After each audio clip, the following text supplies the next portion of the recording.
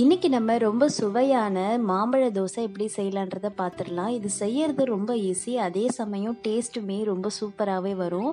இது ஒரு டிஃப்ரெண்ட்டான ஈவினிங் ஸ்நாக்ஸு, டிஃபன், டின்னராக கூட நீங்கள் இதை யூஸ் பண்ணிக்கலாம். குழந்தைங்களுக்கு குறிப்பாக நீங்கள் இதை கொடுத்தீங்கன்னா ரொம்ப விரும்பியே சாப்பிட்ருவாங்க. இந்த ரெசிபியை இப்படி சிம்பிளாகவும் ரொம்ப சுவையாகவும் செய்யலான்றதை இன்னைக்கு வீடியோவில் பார்க்கலாம் வாங்க. அதுக்கு முன்னாடி வீட்டு சமையல் சேனலை ஃபஸ்ட் டைம் பார்க்குறீங்கன்னா மறக்காம சப்ஸ்கிரைப் பண்ணிக்கோங்க. அப்புறம் ஆல் என்ற நோட்டிஃபிகேஷனை கிளிக் பண்ணிக்கோங்க. அப்போ தான் நான் போடுற சமையல் வீடியோஸ் உங்கள் மொபைலுக்கு உடனே வரும். வாங்க இப்போ வீடியோக்குள்ளே போயிடலாம். இது நான் இன்னைக்கு ஒரே ஒரு மாம்பழம் எடுத்திருக்கேன். எப்பவும் போல் மாம்பழத்தை நல்லா வாஷ் பண்ணிவிட்டு மேலே இருக்கிற தோல் எல்லாமே நல்லா சீவி எடுத்துருங்க. இப்போ நீங்கள் ஒரு மாம்பழம் எடுக்கிறீங்கன்னா குறைஞ்சபட்சம் ஒரு 3லேருந்து 4 மாம்பழ தோசை தாராளமாகவே வரும். ஸோ அதுக்கேற்ற மாதிரி நீங்கள் பிளான் பண்ணி இந்த மாதிரி மாம்பழத்தை 2ஆக கட் பண்ணி எடுத்துக்கோங்க.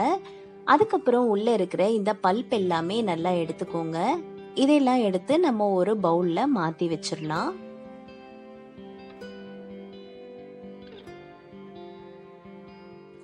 இப்போ நான் எல்லாமே மாத்திட்டேன். அடுத்தபடியா நம்ம 1 tablespoon garam masala, 2 tablespoon chilli powder, 1/4 teaspoon மிளகாய் தூள், தேவைக்கேற்ப சால்ட் உப்பு சேர்த்துக்கோங்க. எல்லாம் சேர்த்து நல்லா கலந்து விட்டுடுங்க.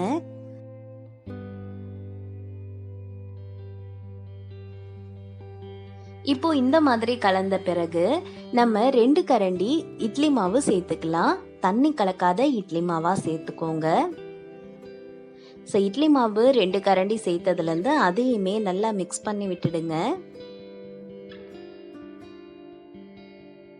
ஸோ இது பார்த்தீங்கன்னா இப்போ உங்களுக்கு தோசை பதத்துக்கு இந்த மாவை கரைச்சி எடுத்துக்கோங்க. ஸோ மாவு கரைச்சதுலேருந்து ஒரு 5 நிமிஷத்துக்கு நம்ம அப்படியே வச்சிடலாம்.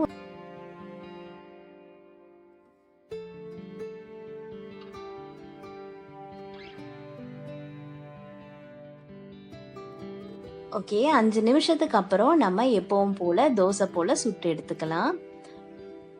ஸோ அவ்வளோதான். நீங்கள் கொஞ்சமாக ஆயில் விட்டுட்டு நீங்கள் இந்த தோசை மாதிரி சுட்டு எடுத்துருங்க. அவ்வளோதான். ரொம்ப ஈஸியாகவே நம்ம மாம்பழ தோசை ரெடி ஆயிடுச்சு. கண்டிப்பாக எல்லாருமே ட்ரை பண்ணி பாருங்கள்.